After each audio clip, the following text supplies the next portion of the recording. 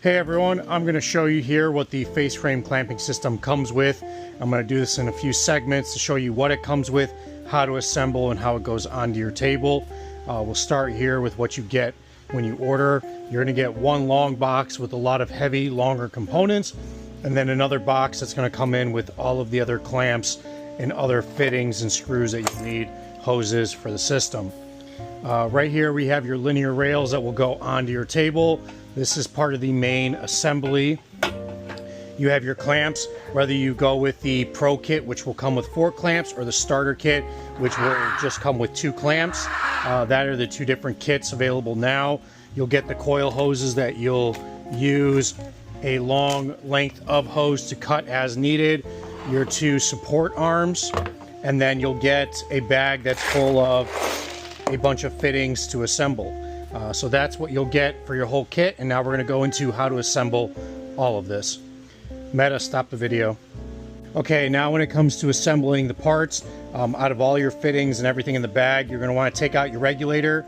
You're going to have the gauge pod, the regulator body itself, the ring and brackets, and what you're going to take are the threaded elbows and thread them into the sides of the body. You might need to remove these plugs and then thread them in using some type of a sealant tape or anything like that to seal these fittings before putting them in so you don't have any air leaks. But once that's all sealed and put together, you're going to take this and mount it to the top bracket for the full arm assembly. There will be screws mounted in there. You're going to remove those screws, place this bracket, and put that back together. That is assembling the regulator, and then through the rest of the system you're going to have retaining clips, screws, and other fittings, and I'll show you how all of that gets assembled onto a fully clamped and assembled rail. Now, assembling your full rail in front of you, you're going to have that main rail that's going to come in your kit with these screws already on the side so you don't lose them. You're going to remove those screws and now place these brackets on either end. You can leave off the top bracket so that way you can take your clamps and go ahead and slide them into the end of the rail and start putting each one on. As many as you want to use all at once. You can put 4, you can put 2, put as many as you want.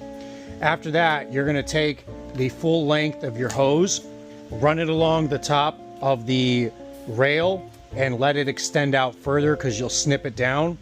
While that's fully on there, you're going to find points where you'll cut the hose and then use your push connect fittings to put your T-fittings, so that's where you're going to branch off to each clamp. And then with the coil hoses, you'll have the ability to stretch the clamps going back and forth, so it doesn't have to be precise, just needs to be in a relative area of where you want that clamp sliding up and down. So once that hose gets snipped, you're going to take your T-fitting and put it in those spots. And then, as showing that I have orange clips so that you can visually see them better, you're going to be getting these black clips that when pressed in, they snap into the track, and then you push them tight so they can hold their fittings in place along the rail a lot easier. Now, once you've slid on as many clamps as you want onto the rail, and by the way, they can be either side rotated, so it's fully up to you what side you want yours on. When you fully get these slid on, you can adjust the tension on here later. You'll put the final top part of the rail. You will then take from those 2 screws you removed, set the bottom screw in, and make sure you thread it in straight. And then finally you have a part here that is for strain relief on the hose. Now you'll take another section of hose, cut it a little long, you're going to feed it through the opening above the screw, and then the bottom part of this hole will be where you mount the last screw right underneath it. And then from here you will take your regulator, mount it on if it's not already mounted, and then you're going to connect your hoses with the hose leading down the rail will go into the right side of the fitting, and the hose that comes in from the bracket and up through this strain relief. Okay, now with the regulator set at the top of your rail, if you'd like, you can still take off the bottom of the rail to add more clamps. I'm staggering one from another, just a personal preference, but not needed to be done this way. Now, when I slide on the last clamp to put 4 clamps on this rail, I will then take this bottom and feed it through the top hole. So this hose can come out the bottom and always be accessible if I want to add anything to this point. And then you'll get caps that just get pressed onto the end of that hose to seal it off. And then with those same screws, you're gonna thread them in and screw them into the end of the rail, nice and tight. And now that will be the final bit of assembling the whole rail. The last part is now connecting the hoses. You will get coiled hoses. For every 1 full coil hose, you can split it in half and cut it and use it for 2 clamps. So on this, I will cut and plug in to the 1 open fitting on this clamp, and then go right over to whichever open T-fitting I like to be a part of with connecting that hose. And you can coil them any way you want on here, whatever works best for you. Now, let's say there's one that you do not want to use, but you're going to keep it available. You can use a hose length here to put in, snip a little bit, and then add a plug to that hose.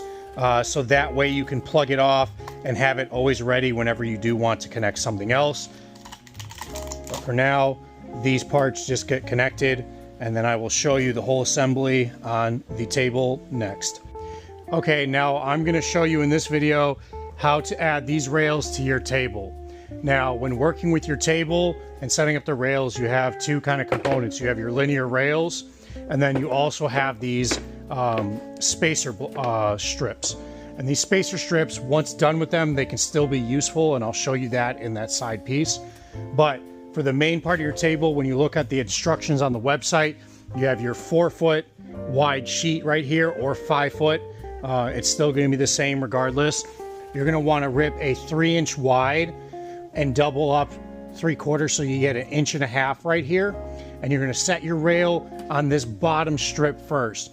Now, wherever you want to position it onto this face right here, it doesn't really matter, because what you'll have right here are spacer strips that when these get placed on the edge of the rail, you can set your other rail on top on it so that you have that perfect space in between when you start putting these rails across. So you'll start with your bottom, and then you'll have 2 strips to set your top rail that perfect distance apart and set it and screw it in.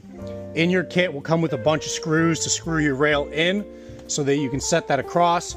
Now, if you want to maximize the potential and where you can clamp on this, this is great to kind of set one up, see the potential of where you want to place these rails onto your table. Now, once done, these can work really great on setting on the edge of your table, and then you can cut them as you need them, but as a reference to make a square section on your table on this side and the other side. You have 2 of these to use, and if you don't need them, you can just throw them out. Now, when setting that rail on the table, now it's just adding your face frame assembly onto that. And I'll show you in the next part. Okay, now you want to take your fully assembled system and bring it over to your rail on the table. And now when you start to put this on your rails, it works really easy when you start with one section and then start to put the other one on. So I'll start with this bottom one since I had it sticking out just a little bit further. It's on, and then I'll put the top one and kind of glide them both together, and then I'll move these out of position. Now, from the top of your strain relief and the hose that comes out, you can use the remaining fittings to make any connections needed. You have an extra coil hose that can be stretched out. You have a shutoff valve that can be stretched over to the side of your table, like I have here. I put my FACEFRAM clamping system right here so I can shut the air on and off to that system. And then from this fitting, I can go down and connect this into my air line for my shop air. When using the clamping system, you want to set yourself at around 40 psi for the clamps. This doesn't need a whole lot of pressure since it's shooting down and holding those pieces in place. The clamps do come with, and it's removable caps, and then there's a nice foam pad that can be put on there for a little bit of cushion, but these work really well in seeing where that pad is and registering to the table, so you have a nice good visual reference. The switches themselves, when you pull them up, the clamp will retract, and when you push in, the clamp will go down, so it's in motion with the way the clamp operates. And then finally, when setting up your clamps, you have 4 screws on either side to tighten them, and the more you tighten them, the more friction they'll have on the rail. So you start to tighten them and get that perfect amount of resistance where you can easily move them. So as you're moving this down the rail back and forth, you can move it into position very easily and fast, and then it's literally by pushing the pad down, the switch, and then the pad will engage into your material. So that's how the whole system gets set up. Again, the table information is on the website. You have the option for 4-foot or 5-foot tables, and then you have the option from an 8 to a 10-foot width of a table that you can work on. So it's very modular to the system, to the options that you want to set up in your shop. Everything's on the website. If you have any questions, always reach out to support at kourostools.com. Always happy to help.